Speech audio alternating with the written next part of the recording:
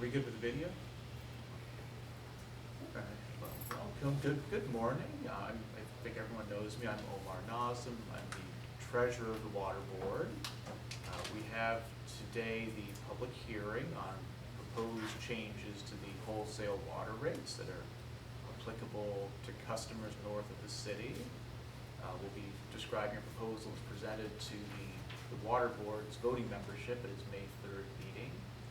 And this meeting is to present that proposal in additional detail and then to give the public an opportunity to provide testimony and comment on the proposal. All the comments and commentary, both verbal as well as written, will be collated, summarized, and made available both in full and in abbreviated format to the board members, who will take all of it into consideration as they discuss the overall rate proposal and budget, and as they reconvene to vote on June 13th. I want to thank DEP, the Bureau of Water Supply, for making this facility available. They make this available to us each year. It's a convenient central location, and we appreciate their assistance and help. I have also placed several documents in the official record as part of this meeting process. Those documents include a notice appointing me the hearing officer, verified copies of the public notices, noticing this meeting, a draft of the proposed rate schedule and billing policies, the report of the board's rate consultants of the Amawak Consulting Group, up here with me today, Ed Marks and Sean Lynn from Amawak, as well as copies of any written testimony submitted to the board so far. The presentation we're going to go through today, as well as the proposed rates in markup form, are available on the board's website as well, which is nyc.gov/NYC Waterboard, all one word, available for viewing and download. We have some speakers who are pre-registered to speak today. We'll be calling those individuals to speak. Anyone else who wishes to speak and is not pre-registered, put up your hand at the end of the meeting, and we'll call you up here and give you a chance to provide testimony. You can also provide written testimony or just call the office anytime up until June 6th. Our phone number is 718-595-3591, and the email address is nycwaterboard@dep.nyc.gov. Okay, and with that, I think we can turn the presentation and get started. Okay, so some of this we like to do is we like to just remind everyone that the city's water system does a fantastic job of bringing abundant, clean water into the city, into the communities adjacent to the city that are allowed to draw water from that system. And we do so without fail, year after year, day after day. And we sometimes don't call attention to that because it's taken for granted, as it should be. But we wanted just to emphasize the reliability of the system, the ease of connecting to it, and the quality of the water, the sort of finished product, as it were, provided to these communities is spectacular. And we are kind of working hand to hand with our regulators in Albany and Washington, who are very attentive to how water quality is assessed and evaluated, and our own reporting and internal chemistry that tracks that. And the list of ways we analyze water and the things we measure grows in tandem with the expectations of regulators. So all of this is available in more summary on the DEP website and the water quality reports, most recent of which is 2023. You can go back to the archive and see what the regulators are focused on and what they seek to measure and how they think about judging the system's water quality. But that's something we're very proud of, and it's something that we are really at the forefront in terms of working with regulators to understand what does water quality mean. Now, the next slide is will be familiar to many of you. One aspect of the city and the DEP is a construction engineering company, and the water and sewer program within the city, within the DEP, by the standards of the industry, is a large construction program. Even in the industry used to large dollars, our current capital program is $29 billion. Part of which is water supply, much of which is in city, but we have it up here just to emphasize that the city takes a balanced portfolio view to how it allocates capital funds. And that's important even for communities north of the city that apply the water supply piece for the reasons that many people north of the city have employment or seek amenities and entertainment in the city. And, the health of the city's in-city portion of the city which isn't specifically part of the rates charged to Upstate customers, is, I think, of interest and importance to many, many people here. So we emphasize not just the water supply pieces of this, but the in-city components as well, just to kind of explain. The city is thoughtful and takes that balanced approach, and the large size of the capital program makes sure that all pieces of the system, which we manage as a unitary entity, are well-funded and well-maintained. And that's something that we're very good at, something not all systems do. It, of course, runs into all the perennial issues with working with the construction industry, getting contracts registered, and getting projects actually built. But we have a large program that's overall been very successful at getting the things built that we need to get built, and that, of course, undergirds the entire reliability and safety of the system. Now, the next slide is a quick update on the work at Rondout West Branch. The shutdown, the construction line shutdown is scheduled to take place in October this year. There have been various temporary supply interruptions to prepare for that and make sure that that shutdown is something we can handle and we can oversee responsibly and carefully. This is a really interesting project that replaces a section of tunnel beneath the Hudson River that was constructed during World War II with a bypass tunnel that will give us more than 100 years of additional lifespan on this section of the tunnel. It's an interesting project from just a sort of project management and economic development perspective, because these large projects are an opportunity to bring together engineering companies from all over the country. We have a large construction company from the Midwest who is very involved in the tunneling work, one of the leading tunneling companies in the world. But it's actually located in the town I grew up with. I know a number of people involved in that company. And that company did a really interesting, innovative piece of engineering work up here. It gives us, we have a West Coast-based university that has a team of climate scientists who are being on board to work with Bureau of Water Supply to think about project management, how to incorporate scientific data into the engineering process and into managing the water supply, while these projects take place, and then when the new bypass tunnel comes online, and the water will flow, it will continue to flow through the pipe, but in a potentially in a different way. So how to think about the flow of the water through the system, and how to think about how the reservoir and the watershed handles water through different times of the year as climates change and as we have more intense precipitation and different variations in seasonal temperature. Something this West Coast group will be helping us with. That West Coast group is being thoughtful in that they're bringing in a team with them from the University of Albany. So there's a nice state-city partnership aspect to it, as well as a sort of cross-national partnership, as many of these projects have, to bring the thing to completion across the finish line. Now, the next project I would emphasize is one that is of interest to parts of the system. As the Rondout project is completed, one of the larger projects is the construction of an additional water conveyance tunnel between the Kensico Reservoir and the UV facility. And that project will be something we'll be talking about more and more in the upcoming years. It's a substantial project. It will have a similar economic impact throughout the watershed as well as in the city, and it will require, as many of these projects do, the cooperation of companies from all over the country, increasingly all over the world. So this is a project we'll be talking about more in the coming years. It's starting to really accelerate. Now, I mentioned the capital program. We in theory can pay for our construction work using debt or cash. We, as most systems do, use debt for a substantial part of that, which of course has a cash cost in the end as well. It allows us to amortize the cost over a long period of time, and it creates it's good to do that because it lets us work with with Wall Street, which is an important local industry, and it lets us take advantage of the tax-exempt nature of government bond or in municipal and state bonds. But it creates a challenge, which is that we have additional budgeting uncertainty, which is interest rates. And as interest rates ebb and flow, the cost of selling new bonds changes.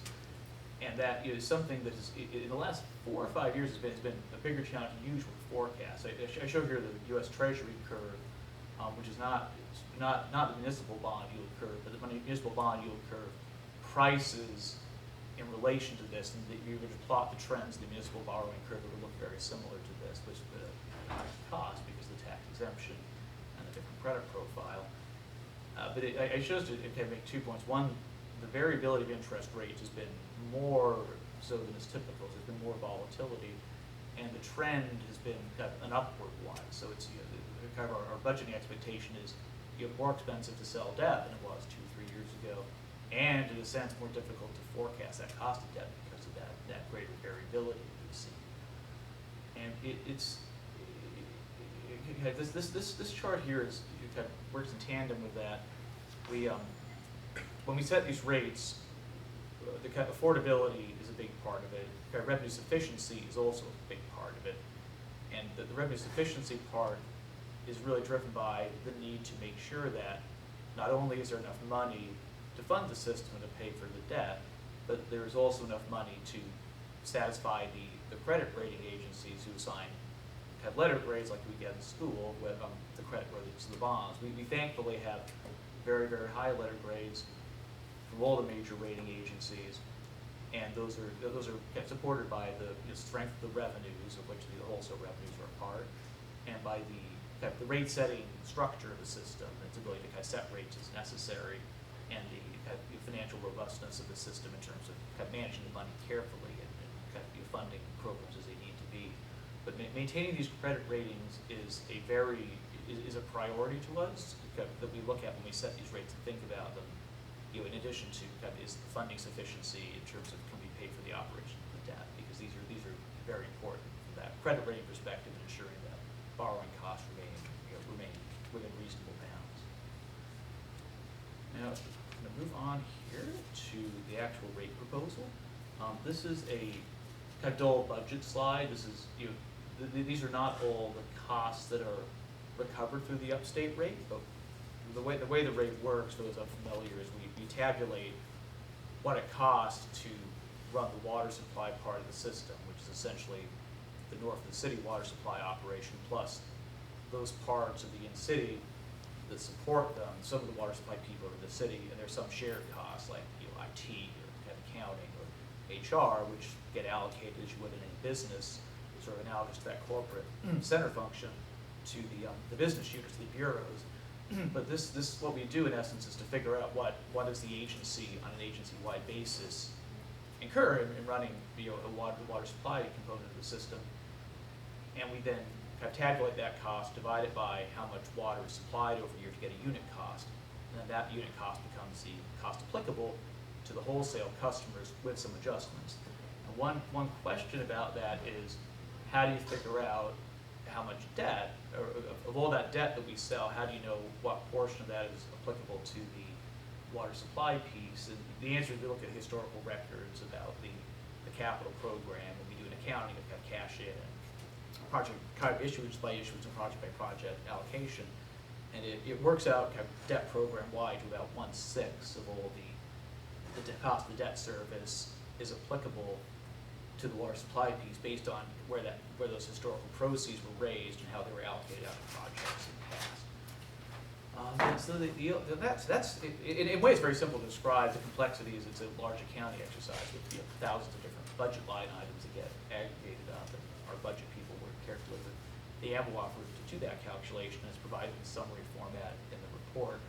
The one additional piece I would flag is when we set the in-city rates, and when we said when any budgeting exercise occurs, the budget's got to be voted on and passed before the full year, before the prior year is completed. So you set a budget before the next year starts, and you have to set it before the previous year ended.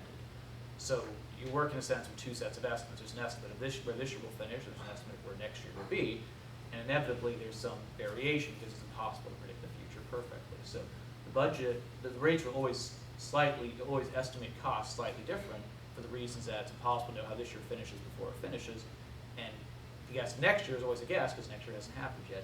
So we incorporate a true-up, or what's called a reconciliation, where we calculate the variance from what was estimated to what actually occurred, and we adjust the rates. What's happened essentially every year is that the rates have partly because of a convention we agreed to with the customers here, and partly because we were careful budgeters.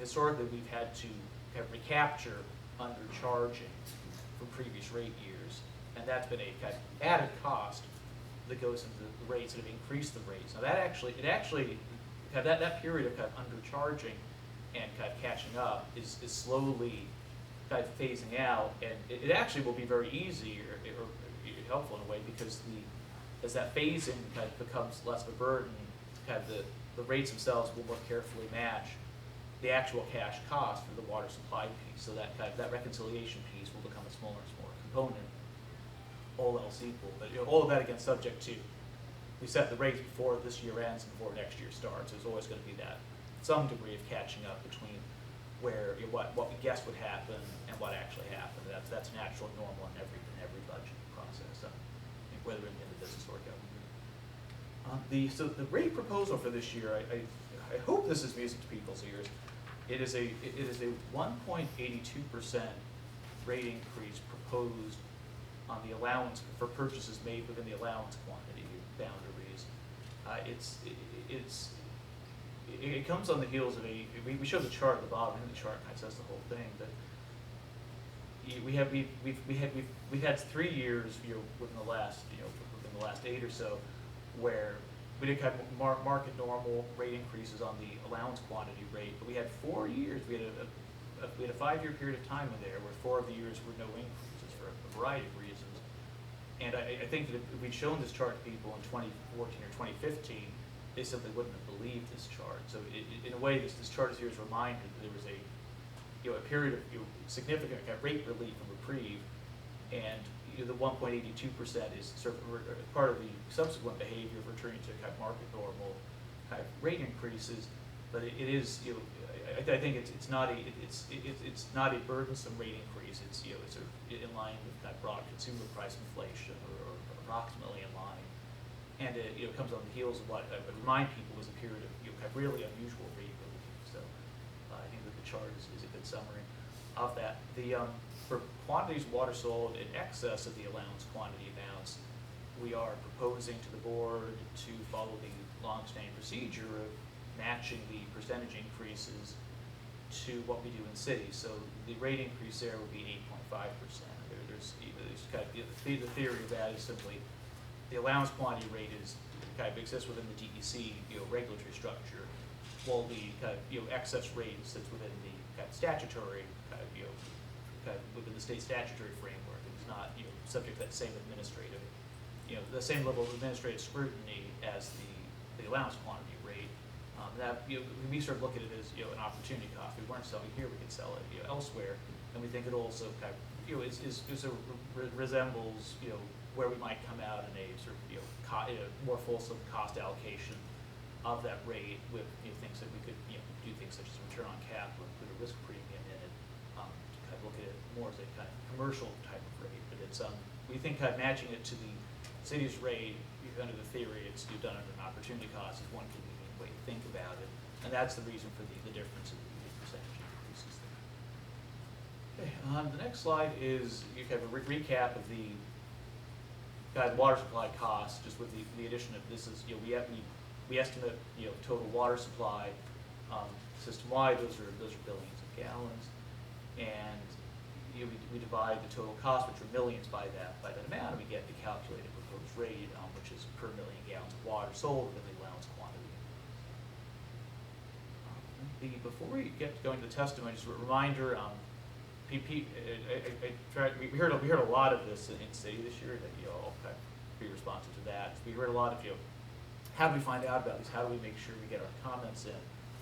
And what I say to people is you call us, you email us, you mail us, and a lot of the comments people make are in a sense perennial comments. If they're not people would start sending us testimony in city this year as early as January, and we get early commentary, early testimony, we queue it up, we store it in a folder, we include it with the sort of hearing season testimony as well.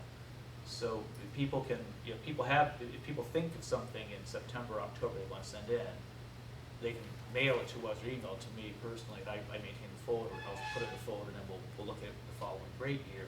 But if you want to, anytime you want to call us or email us during the rate season, this is the information. I mean, the email address goes directly to my team. They forward it all to me. People want my email address, I can give that to you after the hearing. And then the phone number is a direct number to our offices. If you want to kind of phone in the testimony instead of writing it up. And of course, we accept if you FedEx or write it as well, but our email is probably the simplest one. Anyway, so the board will be, the board is full voting membership, will be reconvening June 13th in the city's budget offices to vote on the budget, to vote on the rates, including the wholesale rates. And then based on their decision, new rates will take effect July 1st. So that's it from us. We're eager to hear from you.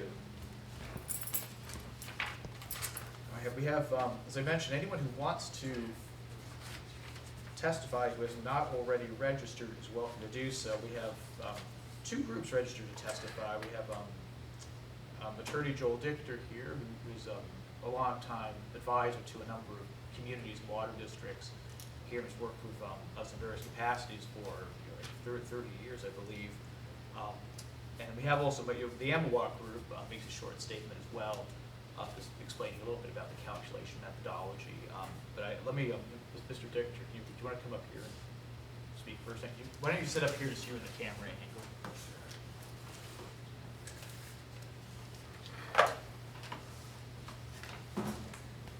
Allotted 5 minutes. I have about a 10-minute statement. We have to give him the, if you want to read the full statement, that's okay. Here, let me flip it over. Thank you.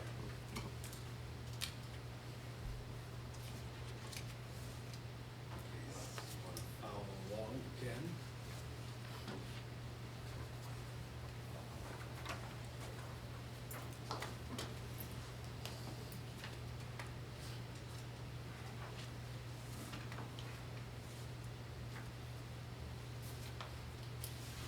I've been doing this so long that I make mine very large type.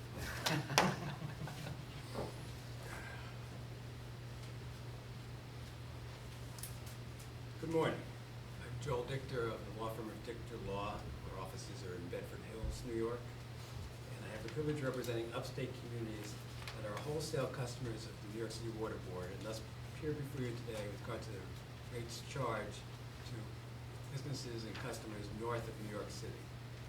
We represent the village of Scarsdale, the cities of Yonkers and White Plains, town of Greenburgh, Veolia Water in New York that serves Rye Brook, and Portchester, and portions of other communities, as well as New Rochelle, and Westchester Joint Waterworks, which is operated for the towns of Harris and Mamaroneck.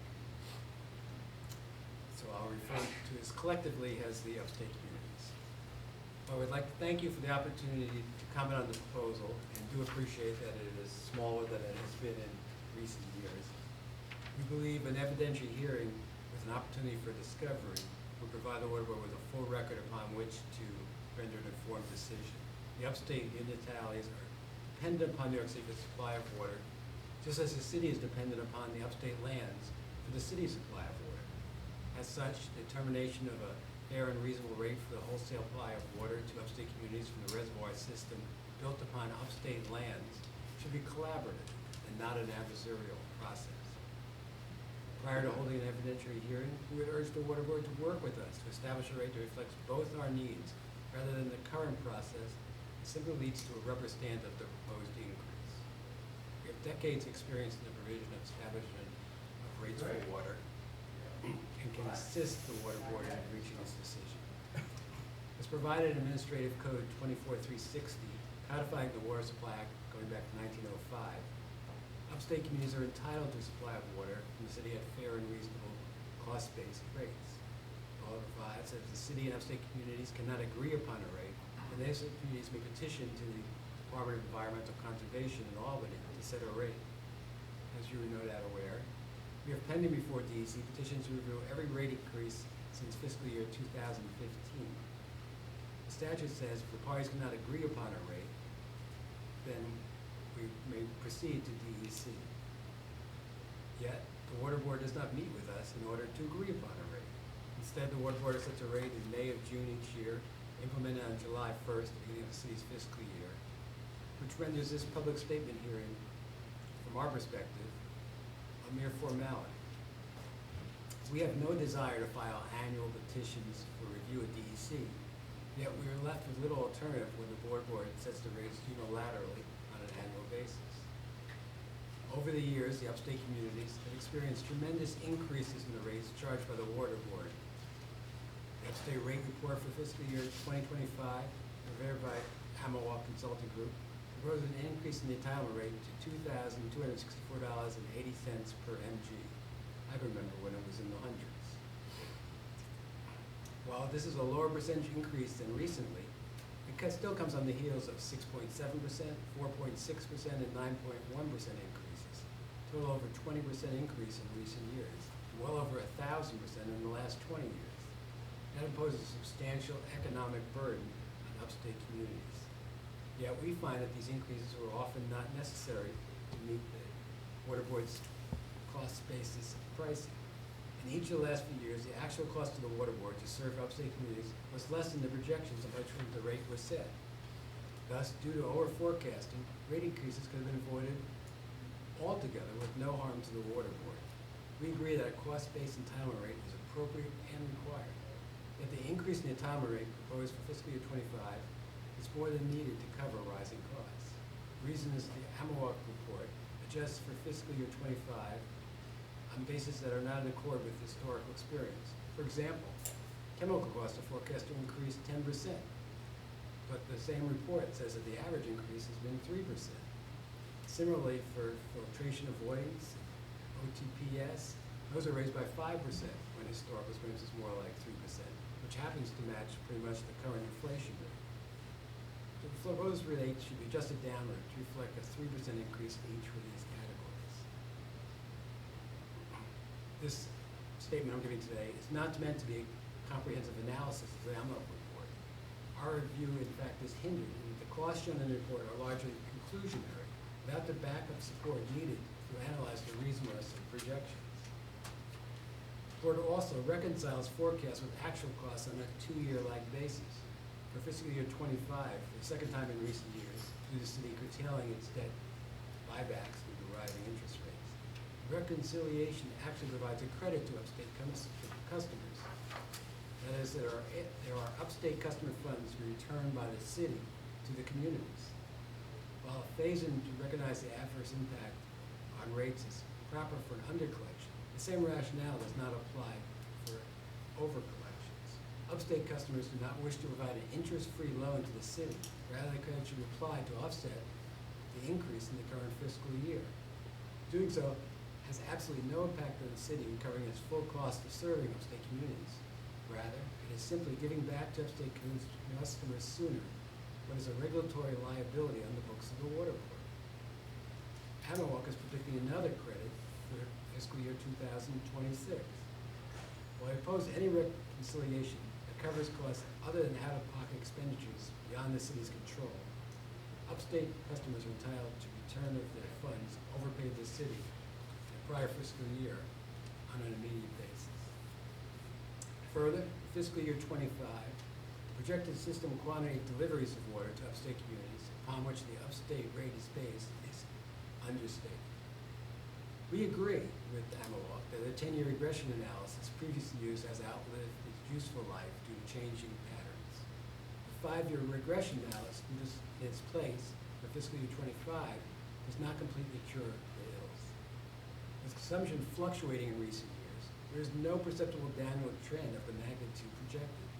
Given the recent history and unpredictability of consumption, a more sound rate-making methodology to project consumption than the average of recent history. Utilizing a 5-year average would more accurately reflect recent trends and increase consumption and thus lower the rate. Upstate consumption for the quarter is slightly less than 10% of total consumption, and therefore upstate communities are allocated approximately 10% of the cost of facilities north of the city. This includes 10% of the sunken cost of operating the Croton Reservoir system. However, none of the petitioners or upstate communities has any connection whatsoever to the Croton system. The filtration plant for the Croton system is located within New York City, and thus even if there were interconnections, they could not be used as the untreated water is not potable for upstate communities to use. The city has thus properly excluded the cost of the city has properly excluded the cost of the filtration plant from costs allocated to and recovered from upstate users. Correspondingly, all past costs of the Croton system, including the cost north of the city, must be removed, just as the cost of the filtration system are not allocable to upstate customers. Similarly, the water received from the Hillsview Reservoir by upstate communities is closer to 1% of withdrawals. The cost of the operation of filtration segregated and allocated based on the withdrawal percentage from Hillsview, not by 10%. This was the practice in the past, and should be reinstated in light of current conditions. As for the excess rate set by the Water Board, unlike the entitlement rate as established by the Board using a cost study, the excess rate is simply set equal to the in-city retail rate. In other words, wholesale customers are paying a retail rate based on the city's distribution system of costs. This year, the proposed excess rate is $6,364.34 compared to the entitlement rate of $2,200 plus.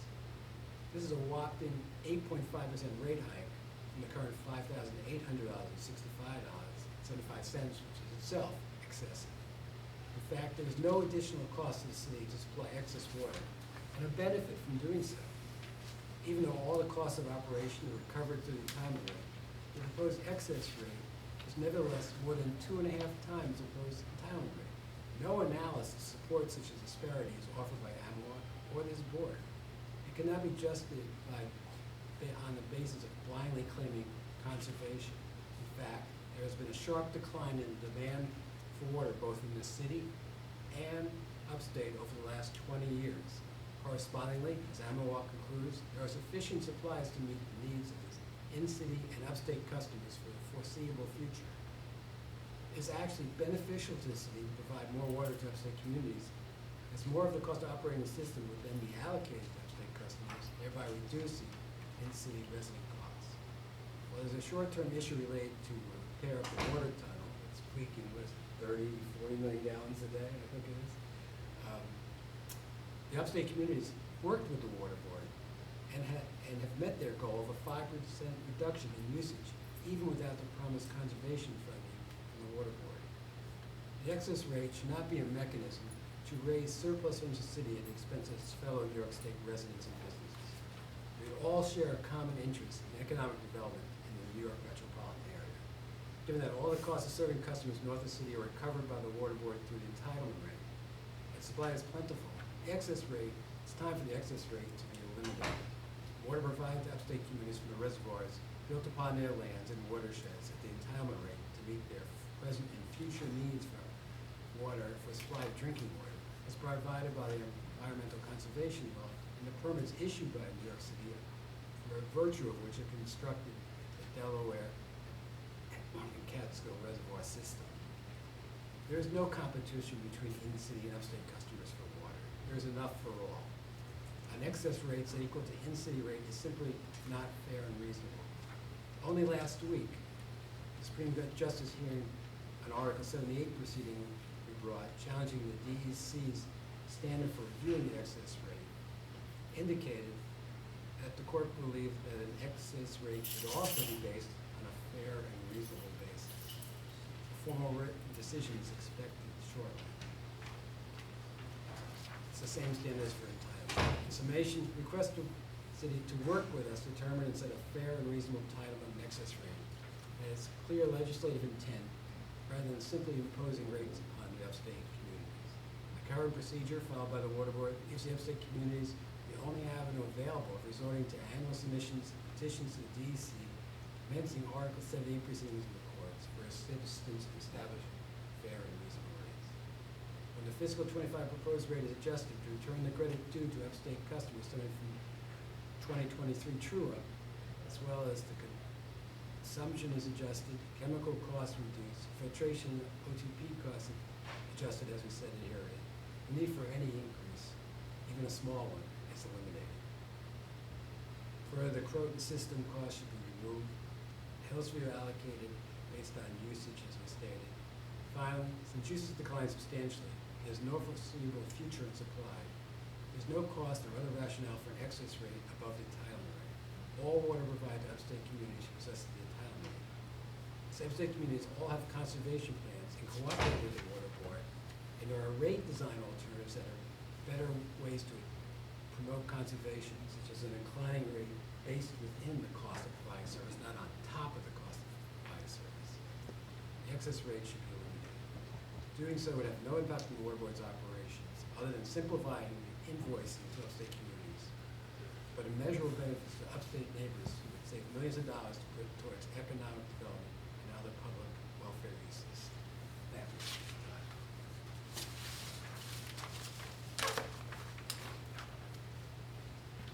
Any questions? I think not for now. Thank you.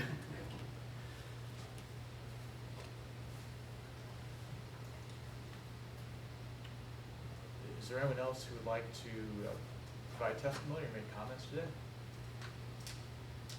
Maybe if not, then would the Ann Walker would like to speak? Just make a short statement. The Emerald Consulting Group is here today to testify regarding the report on the cost of supplying water to upstate customers for the 2025 rate year that was prepared by the firm. For the record, we wish to state that the report was prepared in accordance with the methodology that was approved by the New York State Department of Environmental Conservation. The proposed regulated rate for fiscal year 2025 is $2,264.80 per million gallons, which represents an increase of $40.48 per million gallons relative to the existing rate of $2,224.32 per million gallons. The increase in charges over the current rate would be $2.83 for the entire year, or less than 1 penny per day for single-family residents using 70,000 gallons of water per year.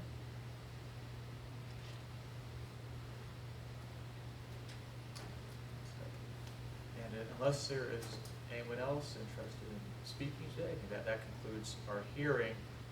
The video recording of this will be made available on the board's website. The board, as I mentioned, will be voting on June 13th on new rates to take effect this July 1st. That's it for today. Thank you everyone for coming here.